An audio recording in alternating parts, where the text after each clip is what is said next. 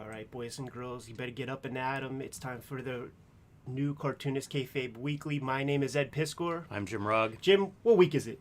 January 26th.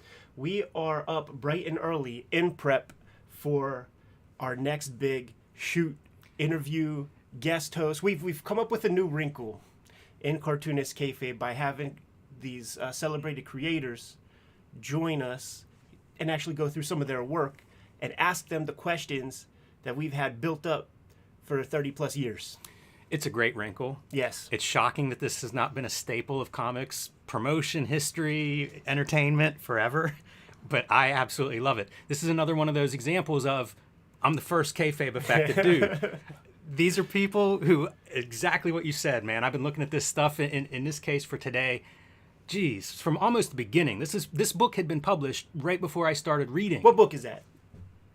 Oh, the one that we're about to do today? Yeah. Oh, shit. I don't want to give anything away yet. No. Don't want to let the cat out of the bag yet. But it's a book that I've lived with my whole life, and I am very eager to talk to this artist and kind of go through these page by page. I got lots of questions. This is going to be a really fun one. And speaking of fun ones, man, Peter Laird last week doing the same thing with Teenage Mutant Ninja Turtles #1, another one of those books that was just, I feel like it was with me my entire life. Absolutely. And to get a chance to sit down and sort of do a victory lap with him on it, pinch me, Ed. Oh, I know, man. Just even in the moment, it was super surreal. And I want to put a big thank you out to the King Kayfabers, who are our biggest supporters on the channel. Let me get to the Patreon real quick. Filibuster for a second, Jimmy. Yeah, absolutely. To let everybody know, we do have a Cartoonist Kayfabe Patreon up and running now, something new for the 2023 year. Going great so far. King Kayfabers, the top level. They get to sit in and watch us record each week. And last week, conversation topic is Peter Laird. They get to talk to us and try to shape and prep and help us and come up with some questions, some good ones. Some that we didn't get to, Ed, that were on my list. We gotta have them again. It's fantastic to have kind of like this group think, you know? And so encourage everybody, man, join the Patreon, check it out, see what you think, and join that King Kayfaber level where you get to actually interact with us while we're recording. We get to talk shop, and we will let them know what book we are recording today so that they can throw us some of their questions as well and help shape that conversation that we're going to have later. Yeah, we're making a legendary video today, a historic video in the same vein as last week's video with Peter Laird. We sort of broke things down after we do our weekly. We head to the other piece of the studio for the microscope view, kick open those computers and let those guys know immediately, this is the guest, man. This is who we're talking to. Drop all of your questions that you have, and it inflects upon us, man. Like it puts us in a mindset to steer the conversation with Peter Laird. And like I said, the guy that we got this week is going to be a legendary case. Very fun last week to see. By the time we got set up in the other room, people who supported the Patreon at like the $3 level, they changed their level to like enter the conversation. And we had dozens of people in there to, if we're the fighters in the ring, they're the cut men. And they're the dudes putting the Vaseline on our fucking gloves and heads and shit like that. I don't know if I would trust any of them to be my cut man.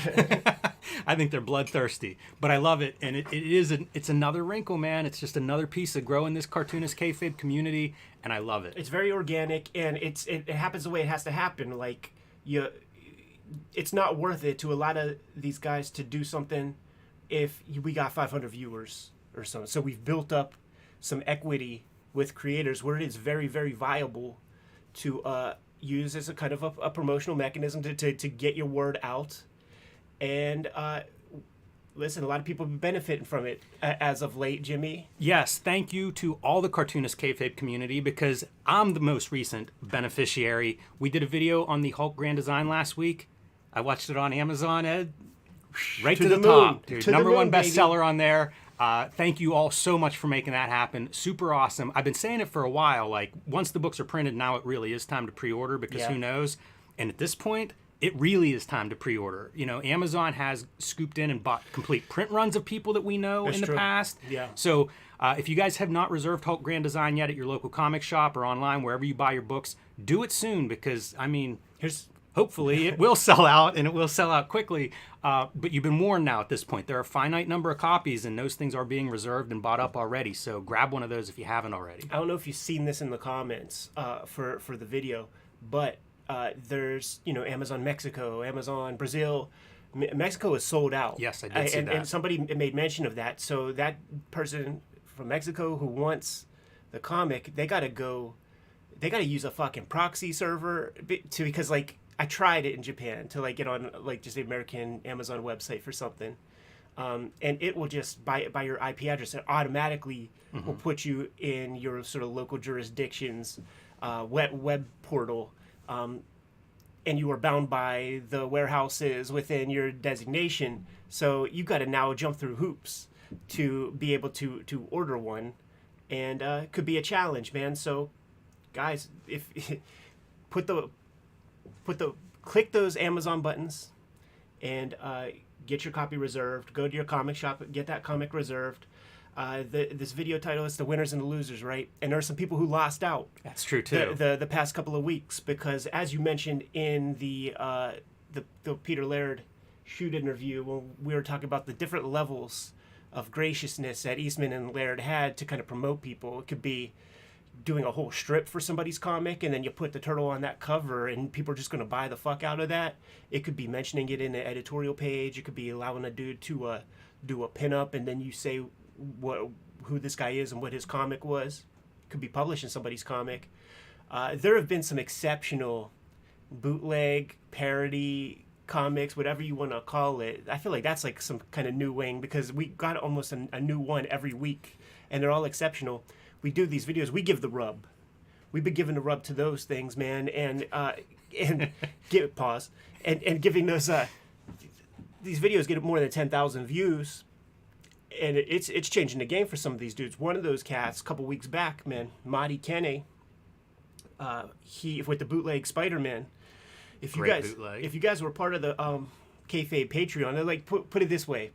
I was talking to him yesterday, man, and he's like, dude, look at these prices. Because he's selling 15 to a guy, 20 to a guy. These are aftermarket dudes, man. Like, I feel like Hamlin should have been one of those cats. I don't know if he was. But he's like, look at this shit, man. Shows me Amazon rankings. No, eBay listings. Right.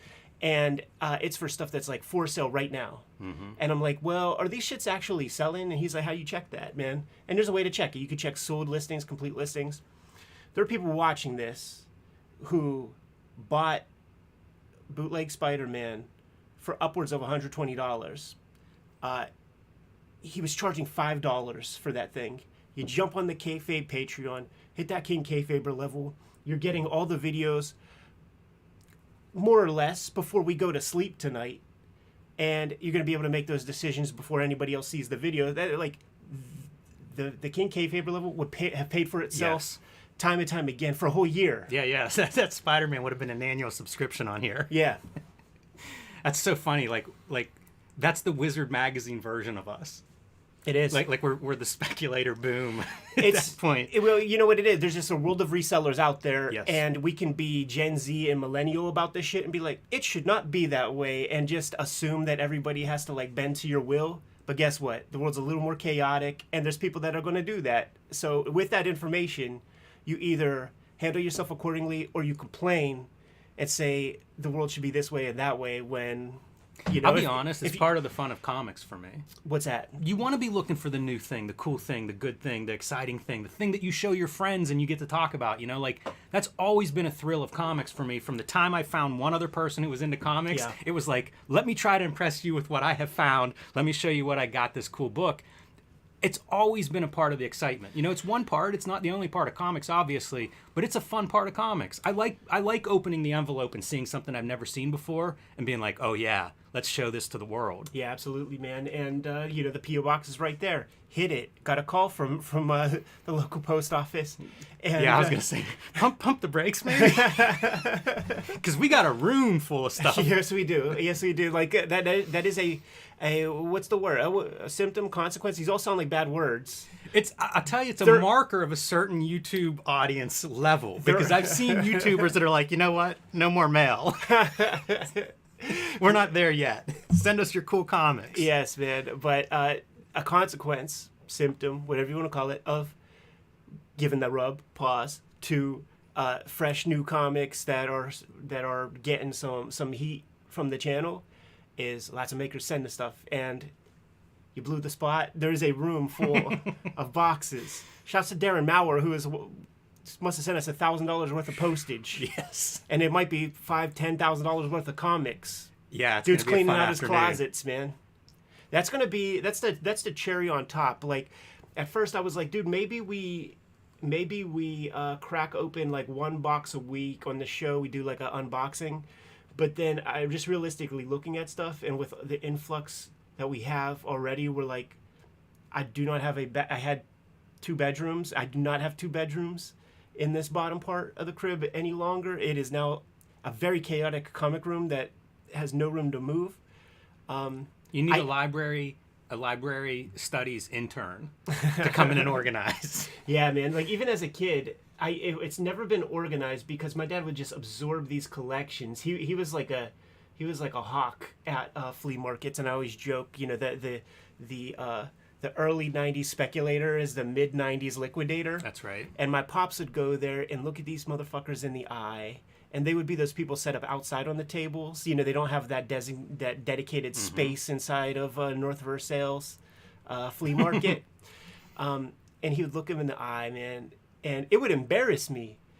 Just because I'm seeing my pops be like aggressive in a way, and he'd be like, "Listen, you don't want to lug this shit back to your house, do you? I'll give you $8. Like one comic." You know, like Eternal Warrior 4 or something. They want $35 for it. And he's like, I'll give you $8 for these 4 boxes, man. And they're just like, yes, take them. It's very true. Got my Domu that way. Because, like, in a couple of boxes, it's like, boom, box of all the Valiants. For the first, like, chunk. First couple years of the big titles. And then the next one is, like, the Dark Horse box. So it's the first 2-3 Alien miniseries, the first round of Predators, first Terminators. That's a good box. Got my Domus in that. That's a good box, man. Yeah, that early '90s, late '80s Dark Horse. That's a nice, a lot of good comics in that time period. 4 boxes for $8, man. Unbelievable, but you're right about that. I've been to flea markets where, you know, the person will have their box of comics, and even now, like 2 summers ago, it'd be like '90s comics. Yeah. And you're looking through it, and it's like, I have all these. Yeah. Or I need none of them, or I have triples of these. And the guy's like lower and lower and lower on the price. Like, he did not want to carry that box back home again. It's you know, the unfortunate thing, man, with the net and with eBay, all that stuff, man, is like these guys who are amateur hour, they might specialize in like some kind of tin toys or something like that, man, but they got a couple of comics, the Marvel movies are out, and they want grade A primo loot that they're seeing in like the Overstreet guide. Sometimes they're using like an Overstreet guide from like years ago and shit like that, and they got these crazy prices, and it's like, this ain't worth $1, man. But like sometimes like, man, you want it, but it's like, there's no way that I would ever pay that sort of loot for something like that, man. That's crazy talk. Yeah, that's I guess it's inevitable at this point. You know, anybody that's selling stuff is looking this stuff online, and they're seeing the biggest price, and that's what they think it's worth. Yeah. Not the case. No, it's not, man. I had another 5-page week, Jimmy, man. I want to show off some of the stuff because it's starting to get sexy on in the comic, man. We got a new round of Red Room coming out in 2023. I think the solicitations for issue 1 are off to the races right now, man. So put in that order at your local comic shop. It's called Crypto Killers, and issue number 1 is being solicited. Here is some of the stuff I'm working on. This issue has to deal with the cryptocurrency keeper starts to talk about red rooms and what do you call it, man? And dark web hitmen, and he starts to blow up the spot a little bit for those people. But he also creates a big platform for himself where he can push NFTs in that Kim Kardashian kind of way, and push his own cryptocurrency coins in that like Logan Paul kind of way, and it's fucking up the markets. Who are the people that are going to be affected the most by a decline in Bitcoin value? The people doing the shady shit. Bunch of psycho killers in your world. And they are not happy with our guy. So one fella finally gets a hold of him. For any of you guys out there that are investing in that kind of shit, man, like you see that bear and you see that downward decline, like this is going to be a catharsis for any crypto bros out there. that were see, like with these panels, they're going to be like YouTube thumbnails, so there's going to be some typography. I'm thinking of going Cooper Black to be like our YouTube channel. But it was real fun. I have to work my ass off in January to get as many of these pages done as possible. Shout out to everybody who knows that that's a Siberian flag. There was a couple of Siberians that were checking things out. I was going to point at this panel here. Yeah. Little John Romita action. Yeah, some Easter eggs for everybody at home. All the comic book fans out there. Sampling. A lot of our audience is comic book fans, Ed. Are you sure about that? I don't see that breakdown in the demographic data. Got a little OD. And then the last one feels like, the last panel feels like Wile E. Coyote and Yosemite Sam or something.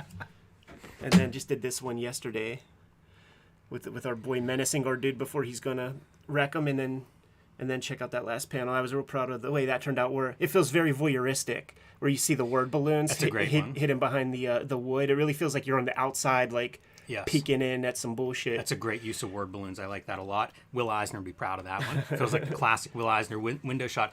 Ed, did you letter on all of the original art for Red Room, or early on was it a separate page that you were having? I thought so, and I was looking at these pages and I was trying to remember that part, because I've done the same thing of like trying every method of putting pages together. Yeah. And I like the lettering on the page too. It really allows you to see your compositions, and I thought that was something you went through. I would letter first and then kind of place it on the blue line. I did that all of the X-Men, and it was a way to potentially rewrite. And there were some other technical reasons for that, but the process has been streamlined a lot. It bared fruit when I was doing the last half, actually the last 3 issues of the first round, because I was drawing the comic smaller. In that bin right there, I just pulled out the piles. I was showing off the piles of like what Red Room is. It's about this much, and maybe this much is 9 by 12 pages. You can't letter that small. Like you would get the crab claw. You would absolutely get some sort of tendonitis or some bullshit in your wrist. So I was lettering big at that comfortable size, and then you shrink it down when you do your final blue line, and then ink with like 3.3 microns and stuff. But I'm back at that 11 by 17 because, I did 5 pages. I don't think it's possible to do much more, like getting real comfortable drawing in ink. I put up some stuff on our TikTok. I put up some stuff on my Instagram to just show the process. Like, just hit it with a fucking deadline, the whole page, one marker, and then go in, man, and just fucking start to bring everything out. Add the shadows, add the little details that you like, and just like start up here and down here, and like a machine. And it's super fun, man. It's been a real easy process, not kind of juggling back from pen to pen, just locking in one tool at a time, and it's sped things up considerably. Yeah, it looks great, man. Those pages are amazing. Yeah, man. Anyhow, man, what else do we got on the docket? What else did we do? Oh man, bootleg.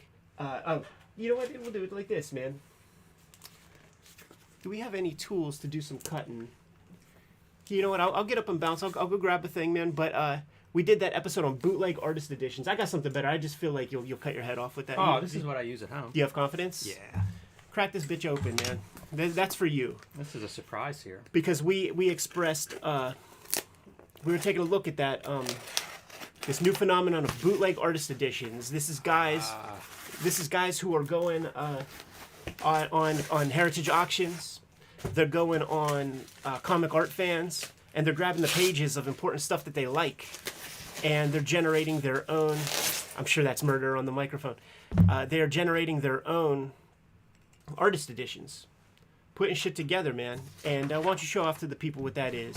This is from a friend of the show, Ian Chalgren, who we looked at an episode showcasing this. This really is like the latest version of bootlegging, is bootlegging your own artist edition, as you say, Ed, pulling stuff off heritage, pulling stuff off comic art fans, and really assembling your own super cool artist edition. Ian had sent us one copy of this. Yeah. Fortunately, Ian, appreciate you keeping the team together by sending a second one. But super exciting to me, like this is my favorite thing's making stuff, and I feel like this is a whole new avenue of an outlet to make things. For some reason, it never occurred to me. Yeah. And seeing it in person, it's like all I want to do is make these things now. And been seeing a lot of feedback from that episode. If you guys haven't seen that Make Your Own Artist Edition episode, go check that out, because it should be a lot of fun for people who maybe aren't don't spend their time drawing, but would love to make their own kind of books, like this is a really good way to do it. And we talk about some of that process. Ian leading the charge on that, so you can follow him out of that episode as well. And like I said, it's very exciting to see the stuff people are talking about. We mentioned last week, I think, Image doing like an extreme Image original art stuff. Stephen Platt, Jay Lees. I want to add Nick Manabat, who did Cybernary for Wildstorm on the back of Deathblow. Pull some of his art into that one if you guys are really assembling this like super badass early Image artist edition. 2 copies. Yeah, 20 copies. I think you'll be able to, you'll find some people interested in that stuff. And we got another bootleg artist edition. This past, don't show it. Don't show the other one. Okay, because you're right. That's going to be an episode. That's going to be an episode. But we got an amazing one, 450 pages. One of the nicest looking books I've seen. Period. Looks completely professional. I cannot believe but that's where we're at with print on demand. Like these tools that we have now are powerful in a way that like nobody could have anticipated this 30 years ago. Like it's unbelievable the quality that you can produce now in an edition of 1 or 2. So make your own books, man. If the book you want doesn't exist, make it yourself. There's some nervous dudes out there who are like, oh man, I'm using these sites as like a resource. Like I have a book, like a legit book project I'm doing. You're gonna fuck things up. They're gonna start putting 72 DPI photos on the thing, man. But it is what it is, man. You ain't gonna fight it. You know what? I look at it like this. It's a very tiny percentage of people that are actually going to make a book like this. It's not going to hurt anything. Right. All it does is maybe add a couple extra eyeballs to these sites. Maybe, it's one more way for people to appreciate original art or the sites that showcase that original art. So it's corny to be withholding anyhow. Yeah. Like this is nickel and dime shit that we're fucking around with so like if you're being corny about that, like it's not going to benefit you. I'll tell you another wrinkle for this too is there's so much public domain comics out there and available. Like I've been looking at crime comics for research purposes, and all that stuff is like 40s and early 1950s. Most of that stuff is in the public domain and available online. I'm looking at that stuff going, you know what? I might rather read this in a bound copy. Right. And now I've got thousands of issues of crime comics. Let me pull out my best ones and maybe make my own crime comic anthology for myself for research purposes. But yeah, it's kind of a bizarre new world, Ed.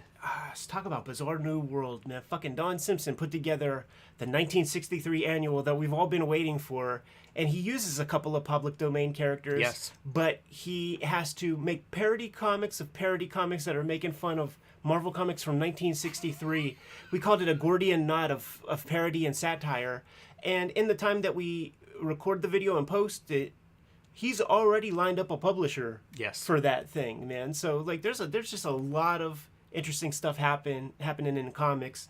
And we are kind of in a catbird seat for a lot of that, man. And we appreciate you guys joining us for most of that. And at the top of the video, at the top of the hour, we are up pretty early for a reason, and that reason is because we are doing another guest host where we are going through an entire comic book with the creator, and it is going to be a historic episode.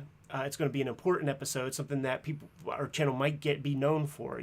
Big thanks to Dave Gibbons for kicking off 2022 with us, man, by going through Watchmen issue number 12. One of the greatest comics moments of my life. And today might be another one, man. We're racking them up. So, and listen, there's shit planned for next week. Like, gotta thank Todd McFarlane, right, for hitting us up and saying, I will be on your show before we even did interviews. And they created a situation where we now have to figure out how to do that because we are not AV guys. So we do that, and then you now have ammunition. He gave us ammunition to approach other people and just be like, look, Todd did it. So now we got almost 100 interviews with luminaries in the industry with this new wrinkle, having people join us and going through their comics. Like, that's another piece where it's like, look, this guy went through this with us, this guy went through that with us. Like, join us. Let's talk comics. It's a celebration. Later for the bullshit, we ain't talking nonsense, man. We're getting to the nitty gritty and asking the questions that we've been building up our entire lives. And what's going to happen right now, Jimmy, you got anything else major? No. Although I could talk comics like this all day, but we do have an agenda. Yes, we're getting into that talkative state, man. We're using the weekly shoot. It gets us in that talkative state, man. The sleep is Yes. away from our eyes. Warm it man. up. We're drinking our caffeine beverages. We are going to be breaking down the equipment right here in this room. I'm going to put a little piece up for the Patreon right there. Join us, King Kayfabers. Within about 10-15 minutes, we are going to be in the other room streaming exclusively to the King Kayfabers on our Patreon. We're going to divulge the information, who our next guest is, and what comic we are going to be talking about. It's going to blow your fucking minds. I know you have a million questions because me and Jimmy have a million questions. We've gone over 50 questions before we even blazed up the microphones and the video stream for this. It's going to blow your freaking minds. And we have an entire morning of recording to do before we talk to them. So if you're seeing this Kayfabe Weekly a little late, we're going to be streaming until about 10:30, 10:45 Eastern Standard Time. It'll give you plenty of time to pop in with questions. And if you notice on the Peter Laird stuff, I'm sitting there with my cell phone and got the Patreon up so that I could look in the DMs and look in the sort of what do you call it, man? Like the comments to see what other questions you guys are rocking. So you're going to be able to do that. And also just shit, if it's after 11, maybe you just want to see who the guest is and you want to watch all the videos that we recorded today before anybody else. They're going to slowly materialize once we get done with that conversation. So Jimmy, if you are good, I am good. Join the King Kayfabe level of Patreon patronage, and you are going to see us in the live stream. We're going to show you some crazy shit, Jimmy. If you're good, man, given those marching orders, we'll be on our way.